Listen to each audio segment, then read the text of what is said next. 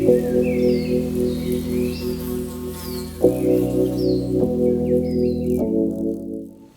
everyone, my name is Natalie Nelson. I'm the director here at the Pence Gallery, and we're back here today in a new exhibit. This exhibit is called Rare Birds, and it continues through July 2nd. Right now at the Pence, we're actually open by appointment through the month of June, so you're welcome to give us a call at 530-758-3370 to make an appointment. Coming to the Pence is always free, and we do ask that you bring a mask, and then you come in groups of 5 or under.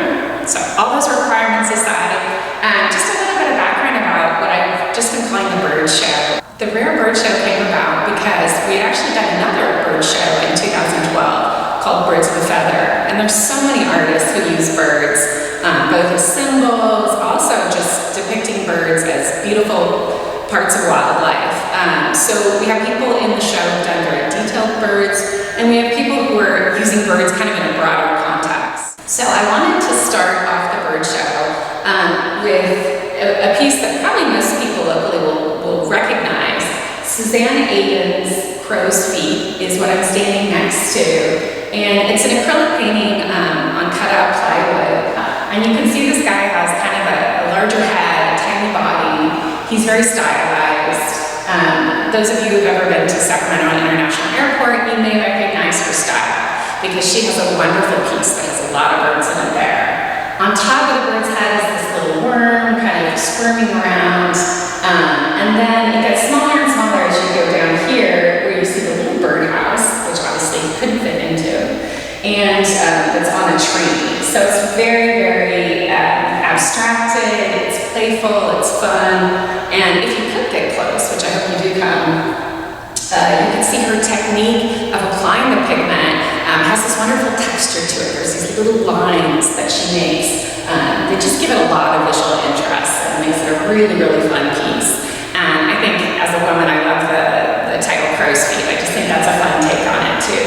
So these are 2 pieces by Michael Stevens. And Michael just has a great sense of humor. He's funny, he's sarcastic. And when he had a show here, a lot of people were, I'll say, a little befuddled by his attitude. He does tend to poke fun at things like major institutions like religion. So here we have kind of a stereotypical picture of Jesus, probably from the 1950s. And Michael loves to use found objects, in this case artwork from other decades, like the 50s and 60s, and he adapts it.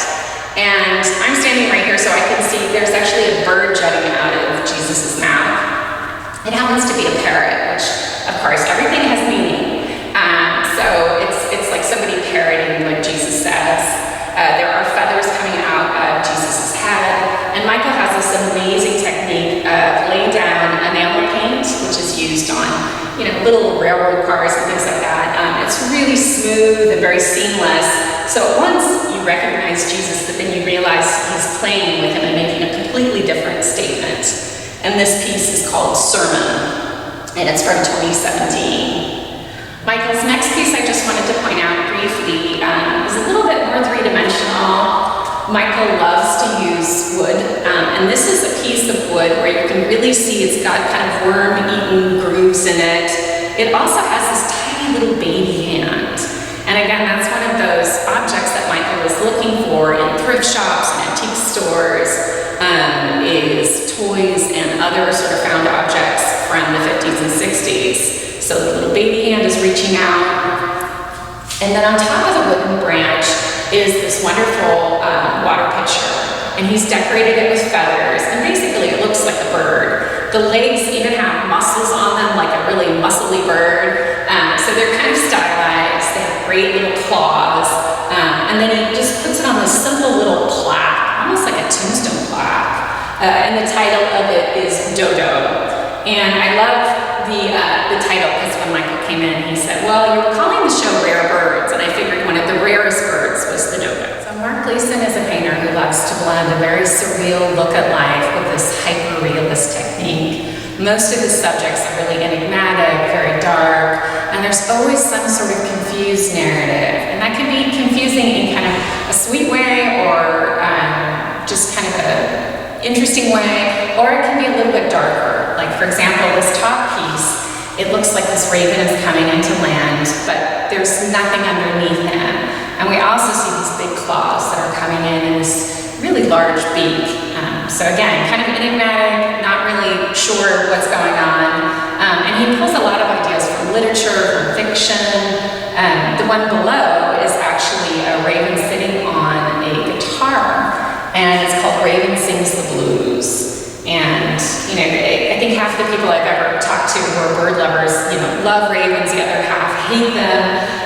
You know, they're supposed to be very intelligent animals, and of course, whenever I think of them, I always think of The Raven poem by Edgar Allan Poe. Coleman is a photographer, and she lives locally, and she really enjoys taking photographs of things she just sees in her daily life. And of course, anyone who's from this area knows about our turkeys, and we have all these stories about turkeys. And some of them not so good because they cause a lot of destruction and they chase after people, and some of them more comical. This one's called Mrs. T, so this is our female turkey. We also have the male turkey, Mr. T, who has this ginormous waddle. They're just really full of character, and everyone, when they first see them, wonders what they are, if they're a drawing or they're painting or if they're a photograph. And part of that is because Diana is really good at using Photoshop and creating these textured layers. And so the background, for example, of the turkey, it almost looks like some sort of stain has been rubbed into paper, but all of it is actually a photograph that is taken from a real bird and then adapted in her computer so that it has all these wonderful layers. Really comes to life and makes the bird just such a character.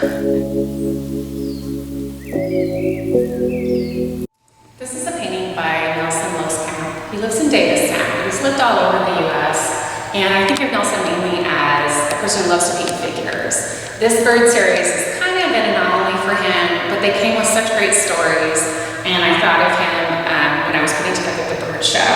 So Nelson has a great story that we're going to hopefully share with people from his childhood about some of these birds in his house. And I realized that so many of us who love birds grew up with birds in our own home as pets.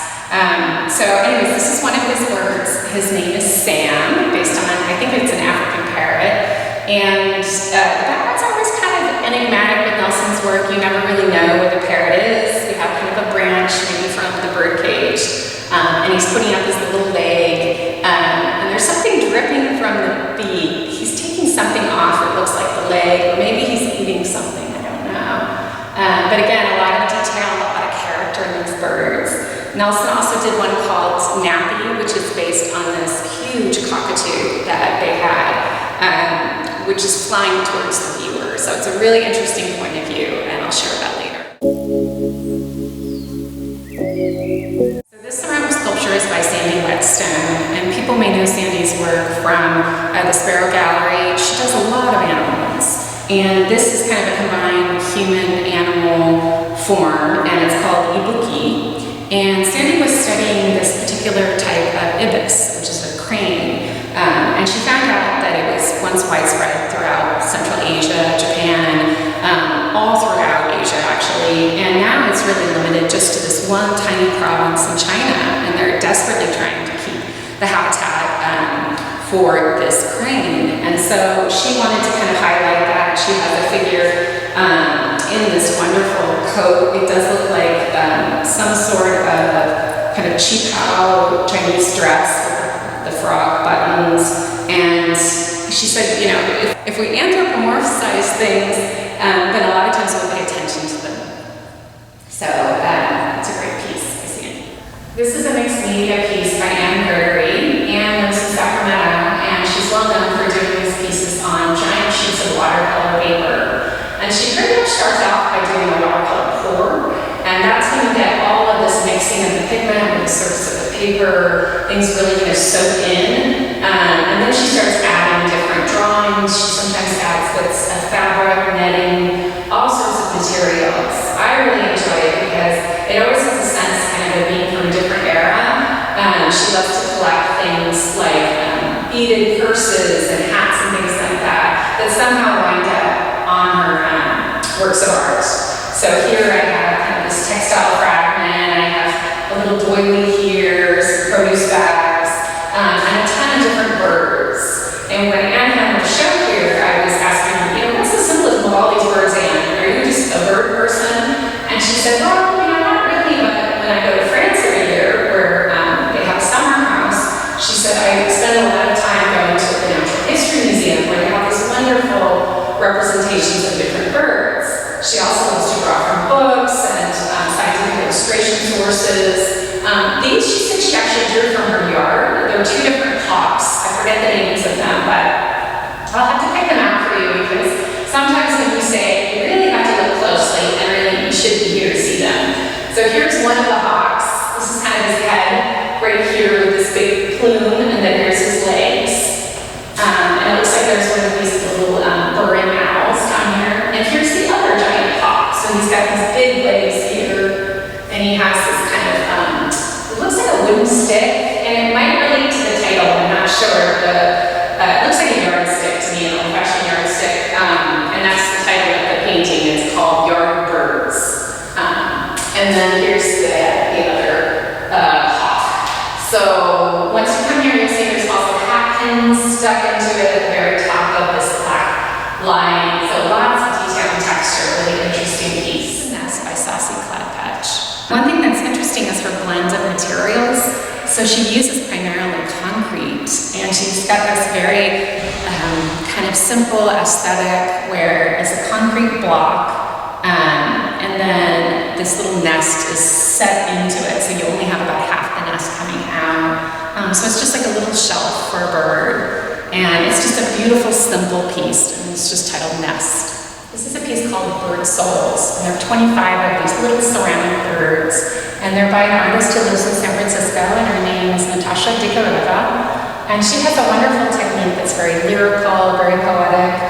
She oftentimes includes female forms, and these have, it kind of looks like a little female face in the inset into each of the birds. She also did another piece which is part glass and part ceramic that we'll look at later, which is this lovely woman's face with a bird right in between her eyes, almost as kind of a third eye of wisdom. So here, these bird souls kind of relate to, there's so many religions who have birds as part of their belief system, but I think of it as a very Judeo-Christian belief that either doves or other birds are kind of signs of God. And I was doing a little research on kind of where that comes from, and the Romans and the Greeks really believed that you could really foretell what was going to happen in the future by watching the pattern of birds. And there were people who, their only job was to tell kind of what the gods thought from watching the patterns of birds, whether they flew or clustered or ate. So this one, I love that it's set up sort of in an installation where it has this directional pathway, this big flock together. We also have another piece in here that I wanted to share, which is actually called Flock. That's one of the fascinating things, of course, about birds is their flight patterns, watching them go together as they change. I think it's really interesting. And we're here with Paula Bellacera's Luna sculpture, and this is a ceramic sculpture that Paula has made that really kind of integrates a couple different ideas. First, she has the owl, kind of looks like a barn owl, wearing this mask. And to me, right away, I said this looks like kind of a Pacific Northwest Native American style. And she said she's been really investigating different indigenous traditions in America. She spends a lot of time in Santa Fe, and really looking into the symbolism of birds. So of course, birds and owls commonly represent wisdom. She also loved the connection of the birds with the moon. So we have the faces of the moon above the bird. And it's just a really interesting piece. I think the color is also really beautiful. And Paula filmed this little video for us. It's a fantastic video which shows her creating this piece and all the steps she took. And just in case you think this is easy to do, it's obviously not. And she's really a master also at drawing. And this is a piece by McCann, who's a Bay Area artist, and it's a wonderful collage. And one thing that really attracted me to Katie's work was her use of 19th century magazines and illustrations and books. Some of them are scientific illustration books, but a lot of them you can see she's adapted in really interesting ways. And her statement for this piece talked about the lack of birds with female names, and I thought that was really interesting. She said specifically that she could find no bird that was titled a queen something, kind of like the kingfisher, but the queen version. So this is her title, Where Are All the Queen Birds? So Katie, of course, decided that she was going to create her own miniature universe, which you can see here, and she layers it with pieces of paper that are kind of applied onto the surface so that it has that 3D shadow box effect, and she makes them all queens. And so they're all having, you know, almost this little get-together with butterflies and all sorts of very lovely little details. This is a drawing by Mary Coldren, and Mary is an artist who loves to do very detailed drawings, paintings, and prints of birds. And this is one of two pieces she has here. The other piece is this wonderful little mezzotint of a hawk. This one is a skull of a pelican, and it's so fascinating to see how she renders the different shapes and kind of the subtleties of the skull. She said she thought the skull was just beautiful because, of course, you can see the bird's adaptation to how it eats, how it does everything, basically, from the skull. But it also seemed very delicate to her. And that's kind of a common art school thing to draw skulls. And I just love the dominance of the bill here is so interesting. So this is probably our artist who's probably the closest to maybe more scientific illustration, where she's really closely looking and sharing those details with the viewer. And this is a sculpture of a female figure with a little bird on top and a wire nest that the bird is sitting in. And it's by an artist from Sacramento named Marsha Schindler. And Marsha does wonderful female figures, and they're almost always out of this red clay. On this one, she's painted clothing. It almost looks like a body tattoo of some sort, so that you have this kind of dress shape with dots and patterns and things like that. She also has kind of a neck wrap with this pin here. So it looks like it's a person from a different culture. You're not quite sure. And then I asked her, of course, because everything is meaning, the hand gesture that the figure is using looked like a mudra to me, which you see a lot in Buddhist art. And she said it was, and I believe it's a fear not mudra, which is a great thing right now to calm people. And the figure also has, of course, this bird, which is the subject of our show. And I really like it that she called it ultra rare kingfisher bird from the Philippines, is what the title is. So long title. It is based on a real kingfisher that they just discovered in the Philippines. And, you know, sometimes those birds are just so tiny. And this one has this great beak, and she said the colors are so vibrant of the bird that you just can't replicate them in glaze colors. She kind of tried, but she said, you know, you just need to see the bird itself. So it's got these violets and oranges and little white cheeks. And on the nest, which is all made out of wire, are some little bees that are kind of flying about. So it's a really interesting piece. A lot is going on there. And like with a lot of really wonderful artworks, it asks a lot of questions for you to kind of put together the pieces. So this piece by Daubert captures this flock of birds as well as this underlying kind of network that connects them all. And the network is the wires basically that light them up, that connect them to the power source. But I love it that he kind of visualizes it as a nest of sorts that connect all these different birds together. It's a really interesting piece, and if you walk underneath it, you also see that there's other birds that come underneath, so that really the birds are flying overhead. So Lynn, artist of this piece, she lives in Chico, and it's called W.W. Pecker, and it's all about this little bird, kind of a bird man figure, his birdhouse. And so this is based actually on a birdhouse. She was given a little wooden birdhouse that she made a mold out of and cast in metal. She also has this great little branch here, and this was based on, underneath this is a real piece of wood from a tree, and then she wrapped it with metal. So you get all of this detail here, and then she has this little figure over here. And most of it is focused on his head, because most of us will recognize Woody Woodpecker, his gigantic head here, and he has this very silly expression. His head is much larger than the kind of boy body that is underneath him. And Lynn said that this is part of, I believe it was a toy doll, she said, from the 50s or 60s. It has kind of lederhosen on, it looks very German.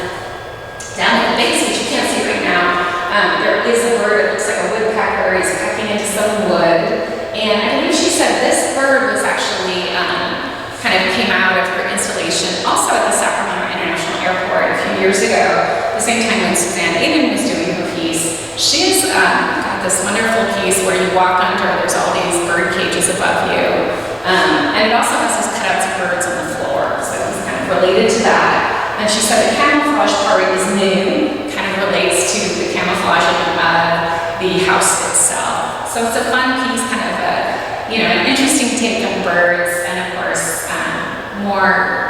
a combination of Birdman kind of as a symbol.